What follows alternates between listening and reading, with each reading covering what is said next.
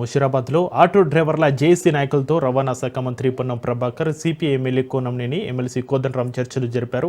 Auto డ్రైవర్ల డిమాండ్లలో 8 అంగీకరించామని, 5 డిమాండ్లను సీఎంతో చర్చిస్తామని JAC convener Venkatesham తెలిపారు. 11-12 డిమాండ్లను రాష్ట్ర ప్రభుత్వానికి విజ్ఞప్తి చేయడం జరిగింది. ఆ డిమాండ్ లో ప్రధానమైనది 12,000 రూపాయలు ఇవ్వాలని చెప్పి, మహాలక్ష్మి పథకం ద్వారా నష్టపోతే ఆ డ్రైవర్లు ఆదుకోవాలని చెప్పి ఈ డిమాండ్లు అడిగాము. ఆ డిమాండ్లకు ఆర్థికంగా ఇబ్బంది ఉంది కాబట్టి ముఖ్యమంత్రి గారితో చర్చించిన తర్వాత ఈ విషయంలో మేము చర్చించి నిర్ణయం తీసుకుంటామని చెప్పడం జరిగింది.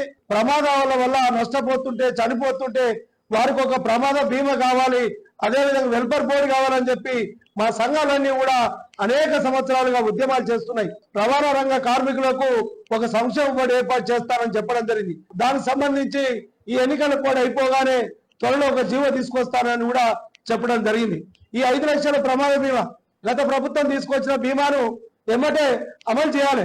అక్టోబర్ నుంచి అమల్లో లేదు కాబట్టి దాన్ని కూడా అమలు చేస్తానని చెప్పడం జరిగింది. ఇన్ని రోజులు చేసిన పోరాట ఫలితంగానే మంత్రి గారు, ప్రభుత్వం కూడా మాతో సానుకూలంగా స్పందించి డ్రైవర్ల న్యాయమైన డిమాండ్లు పరిష్కరిస్తామని చెప్పి హామీ ఇచ్చి త్వరలో ఎన్నికల కూడా అయిపోగానే ఈ తాత్కాలికంగా సమస్యలు పరిష్కరిస్తామని చెప్పి వారు చెప్పడం జరిగింది.